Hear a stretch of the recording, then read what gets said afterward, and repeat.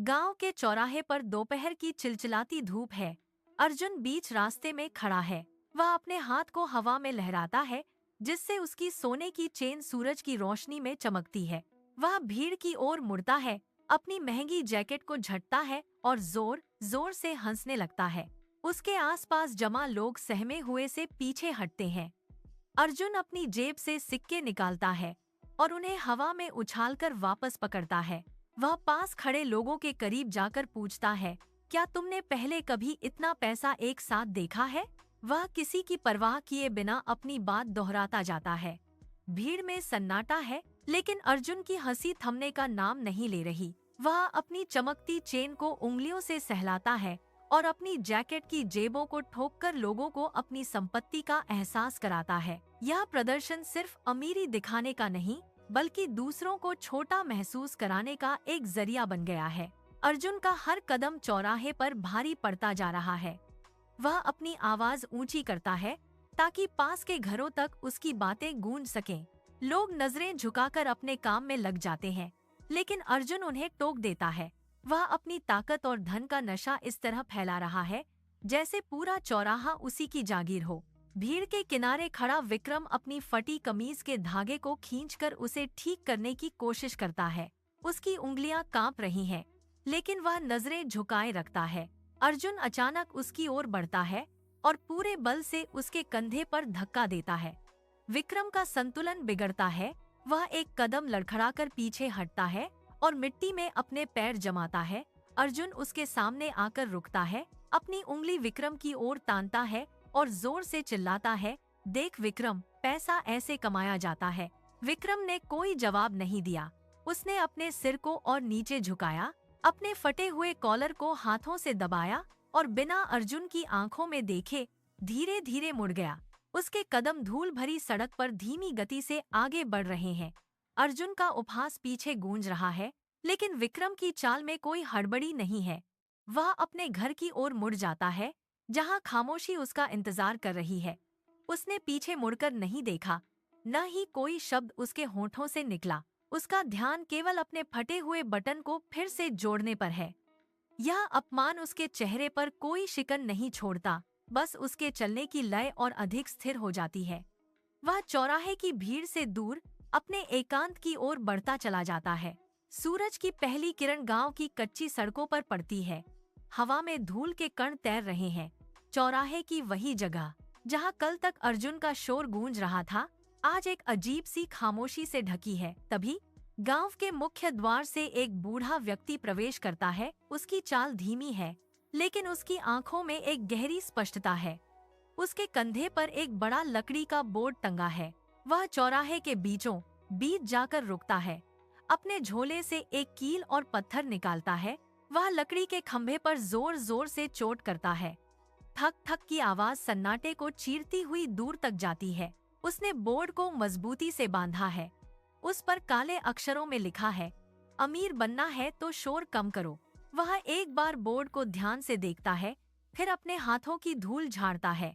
गांव के कुछ लोग अपनी दहलीज से बाहर निकलकर उसे देखने लगते हैं। बूढ़ा व्यापारी किसी से कोई बात नहीं करता। वह अपनी जगह पर स्थिर खड़ा रहता है, जैसे किसी का इंतजार कर रहा हो। हवा का एक झोंका आता है और बोर्ड हल्का सा हिलता है। गांव के लोग आपस में फुसफुसाने लगते हैं, लेकिन व्यापारी की नजरें सामने की सड़क पर टिकी हैं। उसका यह मौन और बोर्ड के शब्द गांव के वातावरण को बदल देते हैं। अब हर गुजरने वाले की नजर उस लकड़ी के बोर्ड पर है। रहस्य की एक परत गांव के ऊपर छा गई है। चौराहे पर अचानक तेज कदमों की आवाज सुनाई देती है। अर्जुन भीड़ को चीरते हुए आगे आता है। उसके चेहरे पर एक व्यंग्यात्मक मुस्कान है। वह रुकता है और अपनी नजरें उस नए लकड़ी के बोर्ड पर टिका देता है। व्यापारियों की सीख और उसकी सादगी उसे चुभ रही है। वह नीचे झुकता है और जमीन से एक नुकीला पत्थर उठाता है। उसकी नसें तन जाती हैं और वह पूरे जोर से पत्थर को बोर्ड पर मारता है। पत्थर लकड़ी से टकराकर दूर जा गिरता है। अर्जुन जोर से ठहाका लगाता है और चिल्लाता है, ये सब पाखंड है। उसकी आवाज पूरे चौराहे पर गूंजती है। आसपास के लोग डरकर पीछे हट जाते हैं। व्यापारी अपनी जगह से बिल्कुल नहीं हिलता। उसकी आंखें अर्जुन के चेहरे पर टिकी हैं, लेकिन चेहरे पर कोई भाव नहीं है। अर्जुन फिर से व्यापारी की ओर बढ़ता है, अपनी बाहें फैलाता है और हवा में हाथ लहराते हुए लोगों को संबोधित करने की कोशिश करता है। वह व्यापारी के पास जाकर रुकता है, उसे घूरता है और अपनी ठुड्डी ऊपर उठाकर उसे चुनौती देता है। व्यापारी धीरे से अपना हाथ उठाता है और बोर्ड पर लगे उस निशान को छूता है जहां अर्जुन ने पत्थर मारा था। अर्जुन का उपहास अभी भी जारी है। वह अपनी कमर पर हाथ रखकर हंसता रहता है। उसके हंसने की आवाज में एक अजीब सी खोखली गूंज है, मानो उसके आने वाले पतन का शोर अभी से सुनाई दे रहा हो। व्यापारी का मौन अर्जुन के अहंकार को और भी ज्यादा बेतुका बना देता है। हंसी की गूंज शांत होने लगी है। व्यापारी अपनी झोली से हाथ निकालता है। उसकी हथेली में 2 चमकते हुए सिक्के हैं। वह पहले अर्जुन के सामने अपना हाथ बढ़ाता है। अर्जुन अपनी भौहें सिकोड़ता है और सिक्के को अपनी उंगलियों के बीच दबाकर हवा में उछालता है। सिक्का धूप में चमकता हुआ वापस उसकी हथेली में गिरता है। अर्जुन उसे अपनी मुट्ठी में बंद कर लेता है और एक तिरछी नजर व्यापारी पर डालता है। व्यापारी बिना कोई शब्द कहे अपना दूसरा हाथ विक्रम की ओर बढ़ाता है। विक्रम धीरे से अपना सिर उठाता है। उसकी हथेलियां थोड़ी मैली हैं। वह व्यापारी के हाथ से सिक्का थामता है। उंगलियों के स्पर्श से सिक्का उसकी हथेली में स्थिर हो जाता है। व्यापारी अब दोनों के बीच खड़ा है।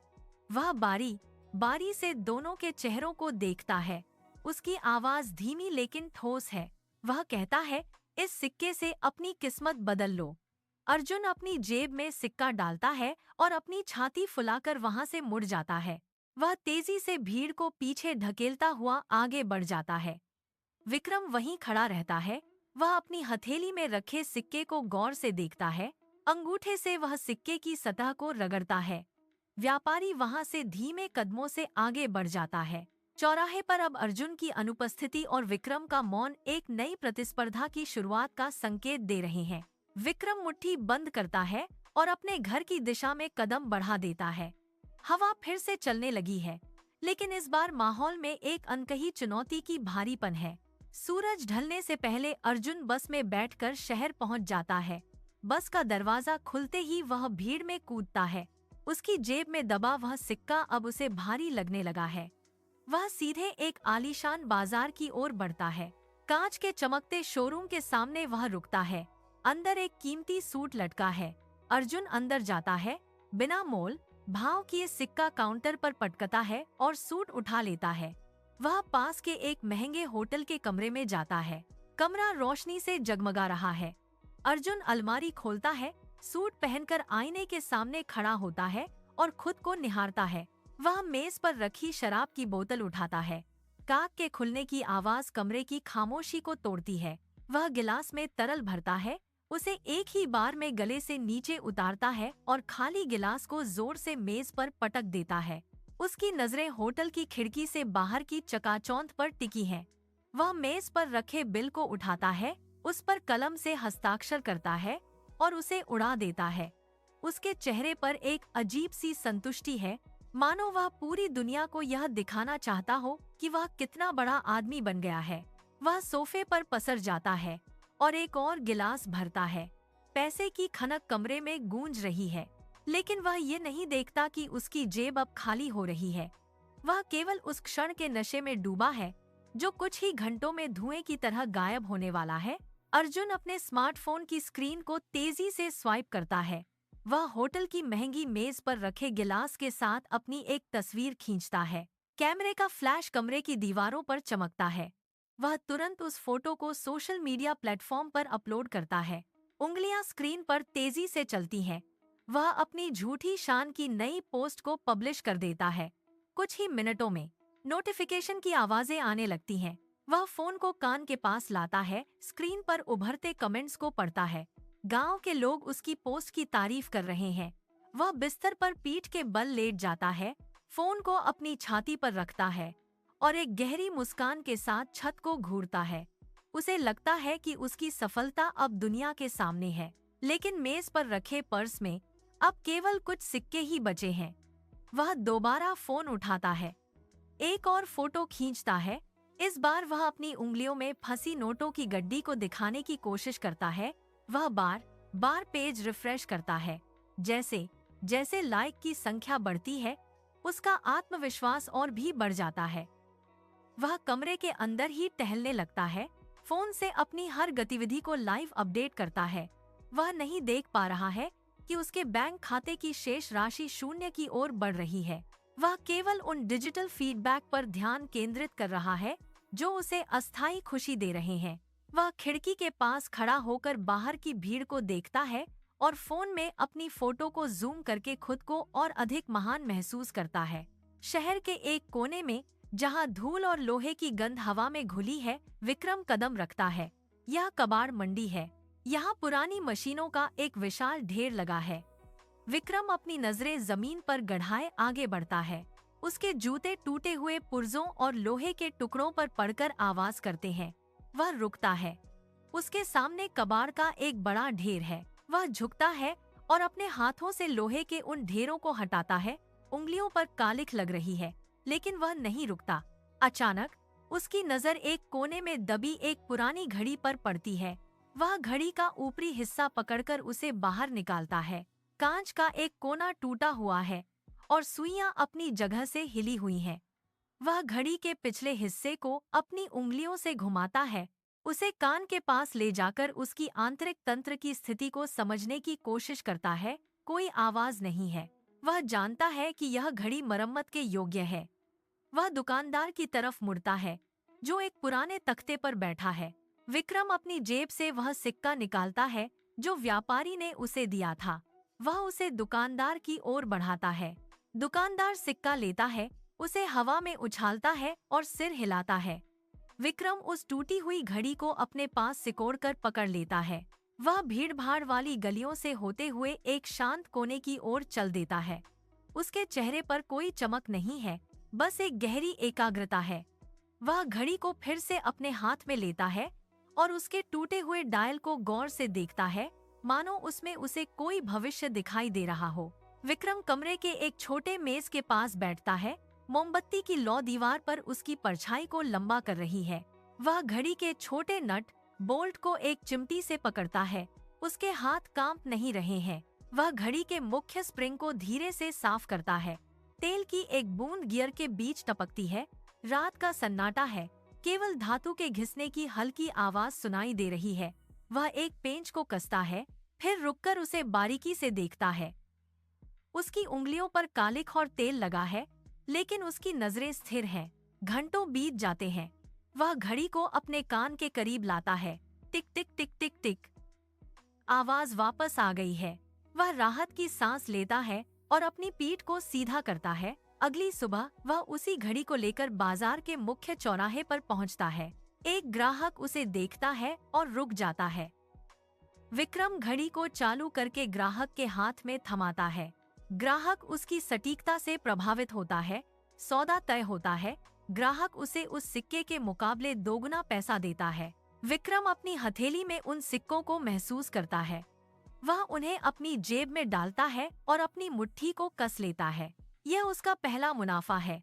वह बाजार की भीड़ में वापस नहीं देखता, सीधे उसी कबाड़ मंडी की ओर मुड़ जाता है। उसके कदम पहले से अधिक तेज हैं। वह जानता है कि यह केवल एक शुरुआत है। विक्रम अब हर सुबह सूरज उगने से पहले उठ जाता है। वह बाजार की भीड़ से बचकर सीधे अपनी छोटी सी वर्कशॉप में घुस जाता है। लकड़ी के तख्तों के पीछे उसने एक अंधेरा कोना बना लिया है। वह दिन भर लोहे की कतरनों, छोटे स्प्रिंग्स और पुराने गियर्स के बीच डूबा रहता है। बाहर गांव के चौराहे पर लोग अपनी बातें करते हैं, लेकिन विक्रम की कुंडी अंदर से बंद है। वह कभी बाहर आकर अपनी सफलता का बखान नहीं करता। गांव वाले अक्सर उसकी खिड़की के पास से गुजरते हैं। वे रुकते हैं, कान लगाकर अंदर की हलचल सुनते हैं। धातु के टकराने की आवाज और मशीन के घूमने की गूंज उनके मन में सवाल पैदा करती है। वे एक दूसरे को कोहनियों से इशारा करते हैं, पर विक्रम का दरवाजा कभी नहीं खुलता। वह अपनी कमाई का एक बड़ा हिस्सा फिर से उन्हीं टूटे हुए पुर्जों में लगा देता है। वह पसीने से तर-बतर होकर एक भारी रिंच को कसता है। उसके माथे की नसें तन जाती हैं। उसके हाथ की पकड़ मजबूत है और नजरें केवल उस मशीन के पुर्जों पर टिकी हैं जिसे वह धीरे धीरे आकार दे रहा है। कोई नहीं जानता कि वह क्या बना रहा है, न ही वह किसी को अपनी प्रगति दिखाता है। वह बस काम करता रहता है, बार बार, बिना रुके। गांव के लोगों की उत्सुकता अब एक दबी हुई फुसफुसाहट में बदल गई है। वे विक्रम के घर के बाहर खड़े होकर घंटों तक उसकी बंद खिड़की को निहारते हैं, ये जानने की कोशिश में कि वह आखिर क्या कर रहा है। लेकिन विक्रम का ध्यान सिर्फ और सिर्फ अपनी मेहनत पर है। वह एक और पुर्जा उठाता है, उसे तेल से साफ करता है और अपनी मशीन में फिक्स कर देता है। सन्नाटा ही उसकी सबसे बड़ी ताकत है। शहर की चकाचौंध अब अर्जुन के लिए धुंधली हो गई है। उसकी जेब खाली है, होटल के बिल मेज पर ढेर हो गए हैं। वह बार बार अपनी जेबें पलटता है, पर एक भी सिक्का नहीं गिरता। कर्ज देने वाले लोग अब उसके दरवाजे पर दस्तक दे रहे हैं। अर्जुन हड़बड़ाहट में अपने कमरे की अलमारी खोलता है। वह अपनी कीमती चीजों को एक एक करके बाहर निकालता है। वह उन्हें स्थानीय साहूकार के हाथ में थमाता है। साहूकार कम वजन तौलता है। अर्जुन विरोध नहीं कर पाता। उसके हाथ कांप रहे हैं। अब उसके पास बेचने के लिए केवल उसके अपने निजी सामान बचे हैं। उसने अपनी मेज पर रखे कीमती सामान को बेचकर कर्ज का एक हिस्सा चुकाने की कोशिश की, पर ब्याज का बोझ बढ़ता जा रहा है। रात के सन्नाटे में वह कमरे में टहल रहा है। उसके पास खाने के लिए भी पैसे नहीं बचे हैं। वह खिड़की से बाहर देखता है, जहां अंधेरा गहरा रहा है। वह अपनी अंतिम बची हुई कीमती वस्तुओं को एक पुराने बैग में डालता है और उन्हें बेचने के लिए बाजार की ओर निकलता है। उसके चेहरे पर अब वह पुरानी मुस्कान नहीं है, बस एक गहरी थकान है। साहूकार के घर के बाहर वह घंटों खड़ा रहता है। जब दरवाजा खुलता है, वह अपनी चीजें उसे सौंप देता है। साहूकार उसे बहुत कम पैसे देता है, जो उसके कर्ज के सामने कुछ भी नहीं है। अर्जुन खाली हाथ सड़क पर वापस आता है। वह अपनी जेबें टटोलता है, वे पूरी तरह से खाली हैं। भूखमरी और कर्ज का दोहरा दबाव उसे अंदर से तोड़ रहा है। वह अपने घर की ओर मुड़ता है, पर हर कदम भारी लग रहा। अब उसके पास खोने के लिए कुछ नहीं बचा है। आधी रात का समय है। अर्जुन लड़खड़ते कदमों से विक्रम के घर की ओर बढ़ता है। उसके मन में जलन और हताशा का शोर है। वह बिना दस्तक दिए विक्रम का दरवाजा ढकेलता है। दरवाजा चरमराकर खुलता है। अंदर का दृश्य अर्जुन की आंखों को चौंधियां देता है। कमरे के चारों ओर लकड़ी की अलमारियों पर एक नहीं, बल्कि 10 अलग अलग घड़ियां सजी हैं। वे सब एक साथ चल रही हैं। उनकी टिक टिक की आवाज कमरे में गूंज रही है। अर्जुन का पैर एक धातु के टुकड़े पर पड़ता है। वह चौंककर पीछे हटता है। कोने में एक बड़ी मशीन रखी है, जिसके गियर्स अभी भी धीमी गति से घूम रहे हैं। मेज पर औजारों की एक पूरी कतार व्यवस्थित तरीके से रखी है। अर्जुन की नजरें थमी रह जाती हैं। वह एक घड़ी को उठाता है। उसके पुर्जे बारीक और सटीक हैं। उसकी अपनी खाली जेबें अब उसे और भी भारी महसूस हो रही हैं। विक्रम एक कोने में बैठा है। उसके हाथ तेल और कालिक से स्ने हैं। अर्जुन का गला सूख जाता है। वह जो घमंड लेकर आया था, वह इन मशीनों की खामोश मेहनत के सामने पिघल गया है। उसके हाथ कांप रहे हैं। उसने जो कभी सोचा नहीं था, वह उसके सामने है। वह विक्रम की ओर देखता है, फिर अपनी खाली हथेलियों को। उसकी सांसें तेज हो गई हैं। वह दीवार के सहारे टिक जाता है। नजरें कमरे की उन घड़ियों पर है, जो समय के साथ अपनी कीमत बढ़ा रही हैं। उसका अहंकार, जो कल तक आसमान छूता था, अब इस छोटे से कमरे के फर्श पर बिखरा पड़ा है। वह एक शब्द भी नहीं बोल पाता, बस हतप्रभ होकर सब देख रहा है। अर्जुन की आवाज कांप रही है। वह अपनी उंगली से उन मशीनों की ओर इशारा करता है।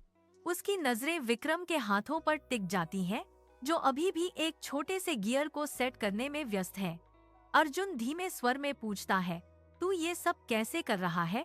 तूने तो शुरुआत एक पुराने सिक्के से की थी, फिर ये सब कैसे मुमकिन हुआ? विक्रम कोई जवाब नहीं देता। वह एक छोटा पेचकस उठाता है और मशीन के अंदर के एक बारीक पुर्जे को अपनी जगह पर फिट करता है। एक धातु की क्लिक के साथ मशीन सुचारू रूप से चलने लगती है। विक्रम धीरे से अपना सिर उठाता है। वह मशीन की तरफ इशारा करते हुए अर्जुन की आंखों में सीधे देखता है। विक्रम कहता है, देख अर्जुन, बीज जब जमीन के अंदर बड़ा होता है तो वह शोर नहीं करता। वह अपनी जड़ों को गहराई तक ले जाता है, मिट्टी को सोखता है और चुपचाप अपनी ऊर्जा संचित करता है। बाहर से देखने वाले को लगता है कि जमीन खाली है, पर अंदर एक पूरी प्रक्रिया चल रही होती है। मेरी सफलता भी उसी बीज की तरह है। मैंने जब घड़ियां खरीदी तो मैंने उनका दिखावा नहीं किया। मैंने रातें झाँक कर उन्हें ठीक करने और उनके पुर्जों को समझने में बिताई। शोर करने से काम नहीं बनता, काम करने से बनता है। जो दिखता है वो अक्सर खोखला होता है, असली ताकत उस खामोशी में है जिसे कोई देख नहीं पाता। अर्जुन वहाँ खड़ा रहता है। कमरे में सिर्फ घड़ियों की एक लयबद्ध टिक टिक सुनाई दे रही है, जो उसकी हताशा को और भी गहरा कर रही है। हवा में धूल का गुबार है, खेतों की मिट्टी फटने लगी है, गांव में सूखा पड़ गया है, कुएं सूख चुके हैं और मवेशियों की प्यास से तड़पने की आवाजें हर तरफ सुनाई दे रही हैं। बाजार की रौनक गायब हो गई है, दुकानें बंद हैं। अर्जुन अपने घर की दहलीज पर बैठा है। उसके पास न खाने को अनाज है, न ही अपनी स्थिति सुधारने का कोई साधन। वह उन लोगों को पुकारता है जिन्हें उसने कभी अपना दोस्त कहा था। वह गली के मोड़ पर खड़ा होकर चिल्लाता है, पर कोई जवाब नहीं आता। उसके वे दोस्त जो कल तक उसके साथ महफिलों में बैठते थे, अब उसे देखते ही रास्ता बदल लेते हैं। एक दोस्त अपनी चौखट बंद कर लेता है, दूसरा अपनी गलियों से तेज कदमों से गुजर जाता है। अर्जुन की लोकप्रियता का गुब्बारा फूट चुका है। वह शहर के उन होटलों के बिल चुकाने के लिए अपनी चीजें बेच चुका है, लेकिन अब उसके पास बेचने के लिए कुछ भी नहीं बचा है। उसकी जेब खाली है और उसका आत्मविश्वास पूरी तरह टूट चुका है। वह धूल भरी गलियों में अकेला खड़ा है। जहाँ कल तक उसकी वाहवाही होती थी, आज वहाँ सिर्फ सन्नाटा है। उसे समझ आता है कि उसने जो भी कमाया था वह दिखावे की चमक थी, जो वक्त की मार पड़ते ही राख हो गई। उसके इर्द गिर्द सिर्फ खालीपन है। वह अपनी खाली हथेली को देखता है और समझ जाता है कि जिन लोगों को उसने अपना माना था, वे सब बस उसकी संपन्नता के साथी थे। अब जब संकट आया है तो वे सब अदृश्य हो गए हैं। गांव के चौराहे पर सन्नाटा है, लेकिन विक्रम के गोदाम में हलचल तेज है। विक्रम ने अपनी जमा की हुई पूरी पूंजी से अनाज की बोरियां खरीदी हैं। वह रात के अंधेरे में उन बोरियों को बैलगाड़ियों पर लदवाता है। कोई शोर नहीं, कोई घोषणा नहीं। सुबह होते ही गांव के मुख्य चौक पर अनाज के ढेर लग जाते हैं। भूख से बेहाल लोग वहां इकट्ठा होते हैं। विक्रम किसी को दान नहीं दे रहा, वह उन्हें काम दे रहा है। वह लोगों को कुएं की सफाई, नाले बनाने और खेतों की जुताई के काम पर लगाता है। हर मजदूर को काम के बदले अनाज मिलता है। एक बूढ़ी औरत अपनी लाठी टेकते हुए आती है और काम मांगती है। विक्रम उसे अनाज की तौलने की जिम्मेदारी सौंपता है। उसके हाथ कांप रहे हैं, पर वह अनाज की बोरियों को व्यवस्थित कर रहा है। वह खुद एक बोरी उठाता है और उसे एक जरूरतमंद परिवार के दरवाजे पर रखाता है। वह पीछे मुड़कर देखता भी नहीं कि कौन उसे देख रहा है। लोग आपस में फुसफुसाते हैं, यह मदद कहाँ से आ रही है, पर विक्रम अपनी मशीन पर काम करने वापस चला जाता है। उसने अपनी मेहनत से जो जमा किया था, वह अब पूरे गांव की जीवन रेखा बन चुका है। वह किसी के सामने जाकर श्रेय नहीं लेता, किसी को यह नहीं बताता कि ये राशन उसने दिया है। वह बस एक एक करके लोगों के हाथों में काम थमाता है, ताकि वे अपना सम्मान न खोएं। धीरे धीरे गांव के चूल्हे फिर जलने लगे हैं। आग की लपटें दिखाई दे रही हैं और लोगों के चेहरे पर लौटती हुई थोड़ी सी राहत है। सब कुछ हो रहा है, पर देने वाले का नाम कहीं दर्ज नहीं है। गांव की धूल भरी सड़क पर एक पुरानी बैलगाड़ी आकर रुकती है। वही बूढ़ा व्यापारी उतरता है। वह गांव की बदली हुई स्थिति को गौर से देखता है। एक तरफ अर्जुन है, जो एक टूटी हुई दीवार के सहारे बैठा है। उसकी आंखें धंसी हुई हैं और उसके पास अब बेचने को कुछ नहीं बचा। उसकी जेबें खाली हैं, जो उसने व्यापारी के सामने उलट कर दिखाईं। व्यापारी उसकी खाली हथेलियों को देखता है और फिर अपना सिर हिलाता है। दूसरी तरफ विक्रम अपनी दुकान के भीतर काम में व्यस्त है। वह एक नई मशीन को ठीक कर रहा है। उसकी दुकान का विस्तार हो चुका है और बाहर लोगों की कतार काम की प्रतीक्षा में लगी है। व्यापारी विक्रम के पास जाता है। वह दुकान की व्यवस्था और मशीन की गूंज को सुनता है। व्यापारी दोनों को अपने सामने खड़ा करता है। वह अर्जुन की ओर इशारा करता है, जिसकी आंखों में अब पछतावा है। फिर वह विक्रम की ओर देखता है, जिसके हाथों पर काम की कालिक जमी है। व्यापारी की आवाज गंभीर है। वह कहता है, अर्जुन, तुमने जो भी धन कमाया उसे केवल लोगों की नजरों में खुद को बढ़ा दिखाने के लिए खर्च किया। तुम्हारी सफलता का अंत दिखावे के साथ ही हो गया। फिर वो विक्रम की ओर मुड़ता है और कहता है, तुमने जो कमाया उसे खुद को और अपने काम को बढ़ाने के लिए निवेश किया। तुमने अपनी संपत्ति को नींव बनाने में लगाया, न कि प्रदर्शन करने में। व्यापारी का यह विश्लेषण गांव के उन लोगों के लिए एक आईना है जो अब तक अर्जुन की चमक के पीछे भाग रहे थे। विक्रम सिर झुकाकर सुनता है, जबकि अर्जुन अपनी नजरें जमीन पर गड़ाए खड़ा है। व्यापारी का चेहरा अब और भी सख्त हो गया है। वह अपनी छड़ी को जमीन पर पटकता है और अर्जुन के करीब आता है। उसकी आवाज में एक गहरी चेतावनी है। वह कहता है, आचार्य चाणक्य ने कहा था कि अपनी सफलता का शोर कभी मत करो, वरना दुश्मन उसे छीन लेंगे।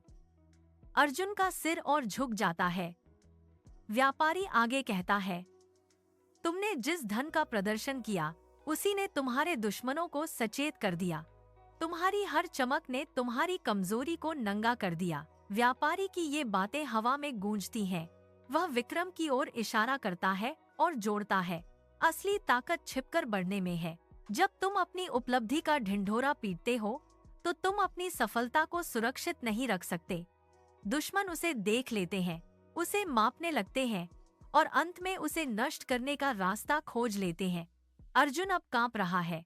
उसे समझ आ गया है कि उसकी बर्बादी का कारण उसका अपना शोर था। व्यापारी विक्रम के कंधे पर हाथ रखता है, लेकिन कोई प्रशंसा के शब्द नहीं कहता।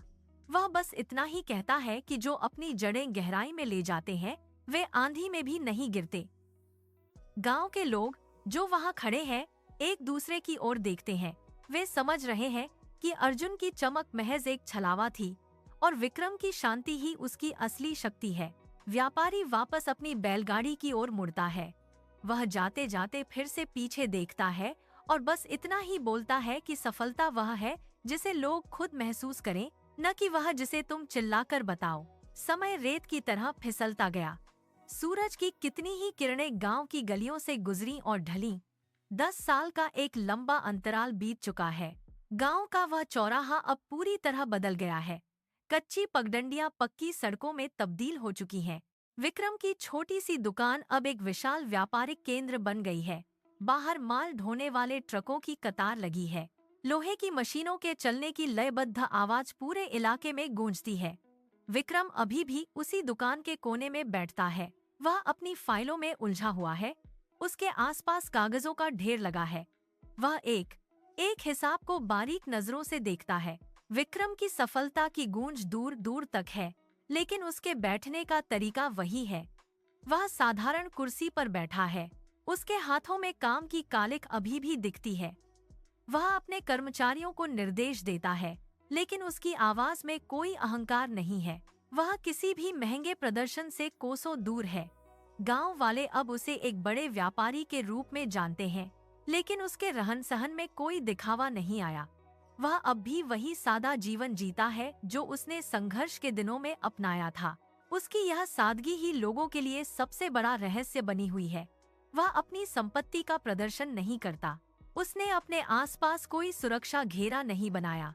वह बस अपने काम में डूबा रहता है। 10 साल की मेहनत ने उसे गांव का सबसे सफल व्यक्ति बना दिया है, लेकिन उसके चेहरे की शांति और सादगी यह बताती है कि उसने अपनी जड़ों को नहीं छोड़ा है। लोग उसे दूर से देखते हैं और उसकी कार्यकुशलता की प्रशंसा करते हैं। दुकान के भीतर मशीनों की गूंज धीमी पड़ जाती है। एक छोटा बच्चा विक्रम के पास आता है। वह बड़े ध्यान से विक्रम की मेज पर रखे औजारों और कागजों को देखता है। बच्चा अपनी उंगली से एक कीमती मशीन की ओर इशारा करता है और पूछता है, आप तो गांव के सबसे बड़े व्यापारी हैं, फिर इतना सादा जीवन क्यों जीते हैं? विक्रम अपना काम रोक देता है। वह अपनी मेज से उठता है और बच्चे के पास आता है। उसके चेहरे पर एक हल्की सी मुस्कान है। वह धीरे से मशीन का एक मुख्य बटन दबाता है। मशीन की गति धीमी होकर रुक जाती है। विक्रम बच्चे की आंखों में देखता है और शांत स्वर में कहता है, बेटा, शेर जब शिकार करता है तो वह दहाड़ता नहीं है। वह चुपचाप घात लगाता है, पूरी ऊर्जा को केंद्रित करता है और सही क्षण का इंतजार करता है। दहाड़ना तो शिकार हो जाने के बाद की प्रक्रिया है। वह आगे समझाता है कि जो अपनी मेहनत को प्रदर्शन की वस्तु बना देते हैं, वे अपनी सफलता की नींव खो देते हैं। असली अमीरी तो उस शांति में है जो बिना शोर किए पहाड़ खड़ा कर देती है। बच्चा ध्यान से सुनता है। विक्रम वापस अपनी मशीन की ओर मुड़ता है। वह फिर से काम में जुट जाता है। उसके आसपास का वातावरण अब और भी शांत है। यह वही शांति है जो किसी भी शोर से कहीं अधिक शक्तिशाली है। विक्रम का यह उदाहरण उस पूरी यात्रा को परिभाषित करता है जिसे उसने वर्षों की मेहनत से तय किया है। अब गांव में कोई सवाल नहीं उठता, क्योंकि सफलता की गूंज खुद हर घर तक पहुंच रही है। गांव की हवा में अब एक नया बदलाव महसूस होता है। लोग अब चौराहे पर खड़े होकर फालतू की बातें नहीं करते। वे खेतों में मेहनत करते हैं, दुकानों में अपना काम पूरी निष्ठा से पूरा करते हैं। विक्रम का उदाहरण अब हर घर की चर्चा का हिस्सा बन चुका है। युवा लड़के अब महंगी चीजें खरीदने के बजाय अपनी कार्यकुशलता बढ़ाने में समय बिताते हैं। बुजुर्ग अपनी अगली पीढ़ी को खामोशी से काम करने की सीख देते हैं। शाम के समय जब काम खत्म होता है तो पूरा गांव एक अलग ही शांति का अनुभव करता है।